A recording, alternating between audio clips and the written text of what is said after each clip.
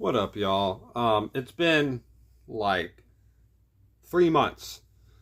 It was in September since we did a video about the Patriots, and it was whenever we beat Buffalo. So I was not going to do another one until we lost because I thought that might be a little like I'm not sure if I blessed us in a certain way, but maybe we did, and we lost to Buffalo. So I'm not mad. I'm not mad. Disappointed in a way, I guess, because we had it in our hands, like right in our hands. But I'm not really disappointed. I'm not really mad about it like some fans are. But I will say this, though. I am worried. And it's not necessarily about what happened in the 1 o'clock game that we had in Foxborough, but more about the 425 game in Mile High. That's what I'm more worried about. And I'm going to explain that a little bit later on. But let's talk about this. 21-0. And we blow that. Why? If you didn't watch the game, 5 straight touchdown drives. We forced no turnovers. None. Not one turnover. We could not get pressure on Josh Allen. A lot of the sacks, if we had any, I think we might have had 2, were coverage sacks. They were the ones that we covered so well that eventually could get to him. That's not how you beat Josh Allen. That's not how we beat an opening game. That's not how we beat him in September in Buffalo at night. It was by stopping the run. I think James Cook went for 45 rushing yards, and Allen had to run for his life. That's how you do it, and that's what we needed to do today, and we did not do it. And early on, not great. I mean, we did enough. I don't think they really pushed the ball. I mean, they had one to Cooks that he kind of just dropped. Really not. That really could have gone against us, but kind of just dropped it. He bobbled it, got a foot in. He should have easily got 4 feet in, but didn't. So I don't really know how to look at that first little bit because, again, they had opportunities. They just didn't capitalize. So it wasn't like our defense was doing something special. I think one thing that worries me is our special teams coverage unit, allowing Ray Davis to have like 3 returns of plus 35 yards, 40 yards, getting them good field position with Josh Allen. First return, I think there was a second return and the beginning of the half return. All was about to the 40-yard line or midfield. That's not acceptable. That's just not. Might as well just do a bunch of touchbacks then, if we're going to play that type of coverage. And these were not like, oh, he made incredible plays. It was just a gap and off. And there are 3 people sealing right there for him.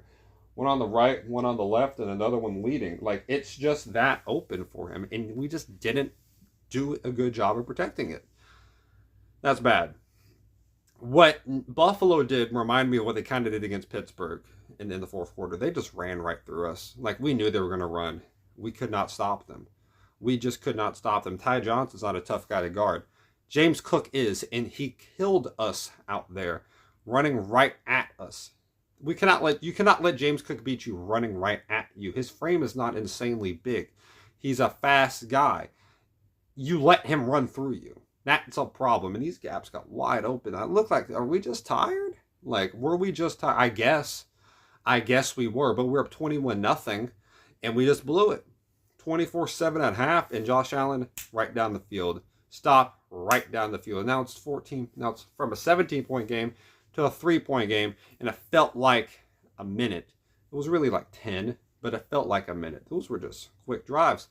I'm not going to blame the refs. People are going to like, oh, we blame the refs for everything. Don't be that type of person. Just don't. What's the purpose that gives you? Carlton Davis, I think that was a pass interference call? No. Did I think Marcus Jones should have been called for PI? No.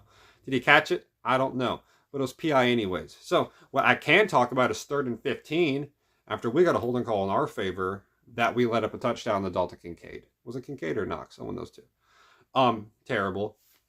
Okay, no pressure at all. May was not his best today. He had a very, very good start. Not a good finish at all. Our receiving unit did not help. It did not. I mean, we did not get him a lot of open targets. I mean, 3rd and 12 at one point. Hunter Henry has 2 hands on the ball and he drops it. You just can't do that. We finally got to stop. And then we just couldn't get anyone. Okay. We know this defensive unit for Buffalo is not bad. And their coverage unit's not bad at all. And they're getting a rhythm defensively. And the one guy that has found any work is Trevion Henderson. And on the last possession, last 2, it felt like we just didn't give him the ball. And for anyone out there that's saying that he should be the primary running back, I agree. And if anyone out there saying that he should get like 80% of the work, I disagree. I think for him not getting a crap ton kind of helps him because he saves his energy and has big play moments because it's tough for defenses to really recognize his patterns if he's not on the field a ton. But I would say this. If it's under 5 minutes or under 10 minutes left in the game, Stevenson cannot play because he does not have the big play threat ability that Henderson does. And it's really nothing personal to Stevenson today. Stevenson did not do bad. Trevion Henderson is the best big play running back in the AFC East. And that's the same division that has Devin Achane, the same division that has James Cook and Breece Hall. He is the best one. His breakaway speed is comparable to none. And we've not even seen him in the route running a ton, out of the backfield a ton, because they don't really let him get open space out there. I've not seen a halfback screen set for him ever, or wide receiver screen set him whenever we put him on 5 wide and stick him as far to the left as possible, and then we never put him on a route that's going to be used for anything. That makes no sense to me. So that happens. I just don't understand. Like, he has the best play of the day for both teams. He's going right. If you didn't watch it, he's going right. He has pretty much a 2-yard gain, maybe. The line is just stuck. Like, no one's really moving. If he goes into it, he's going to be a part of it and he's going to fall. He's going to get tackled. So he kind of realizes, kind of feels around and realizes, I'm going to run left. I'm just going to run left.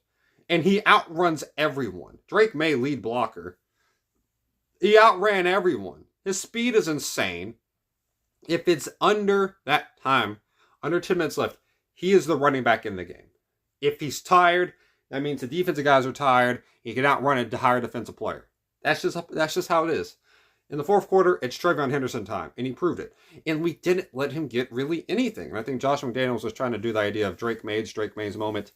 But Matt Collins was not getting open in the fourth quarter. I thought Matt Collins should have been called, should have got a PI called in his favor. Because on Tre'Davious White, that arm punt that May had on 3rd and 25, I thought he was pulling his shoulders down. That's why he was kind of mistiming the ball. But Diggs was not getting open. He kind of had him on that deep. Was it him or Booty?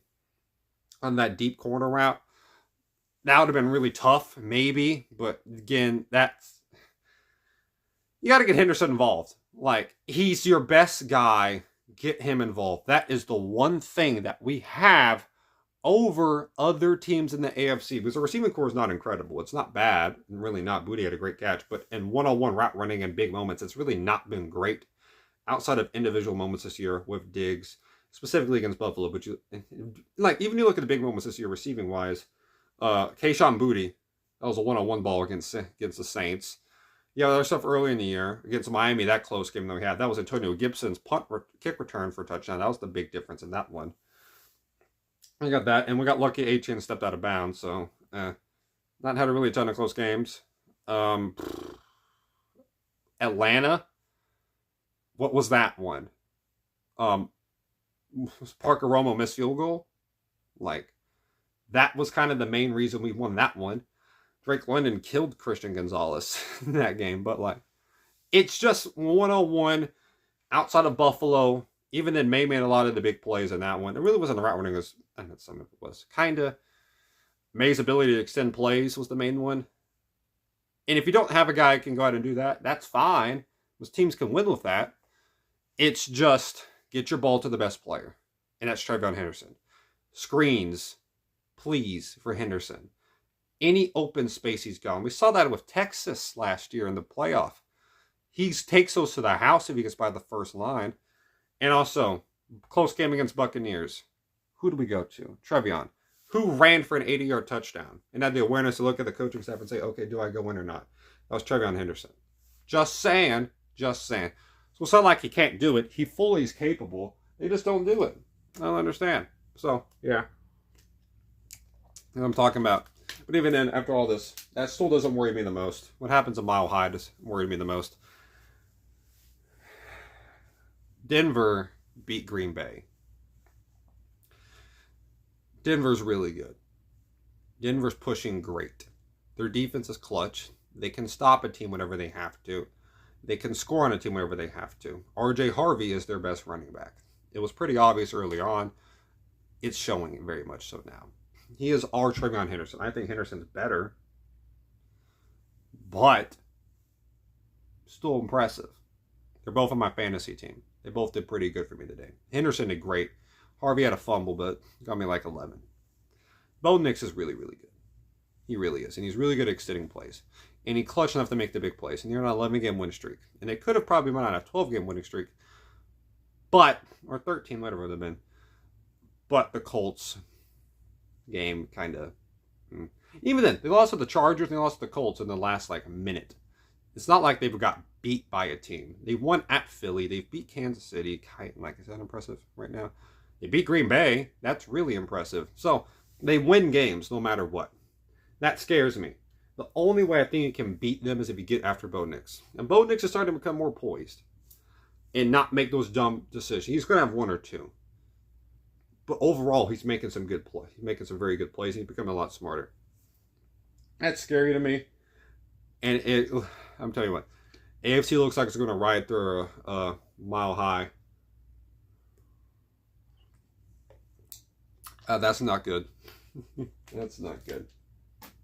I'm hoping if we play, and we're probably going to get the second seed, to be honest, instead of boys, unless if Denver just collapses. I mean, they have to lose 2 of the last 3. Who are they going to lose to? They have the Chiefs, they have the Chargers, and some other team. I don't think it's not the Raiders. I don't know who else they play.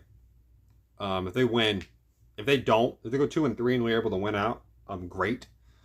But we're probably looking at playing Houston or the Chargers. If I had to pick one of the teams I'd rather play, I'd pick the Chargers. Because the Chargers usually suck in the playoff. And they're from LA. And they're going to have to play in New England type of weather. It's not easy. Houston, though, oh, gosh. With Will Campbell just coming back with Will Anderson out there. We saw what happened to Myles Garrett. Let's be real. I love Will Campbell, but let's be real. So that's my opinion. Put in the comments your own opinion. Have a great day, y'all. Stay safe. O-line was solid. Just gotta be more consistent. We gotta get healthy fully, and then we might have a shot. I don't know. We'll see. God loves you. You.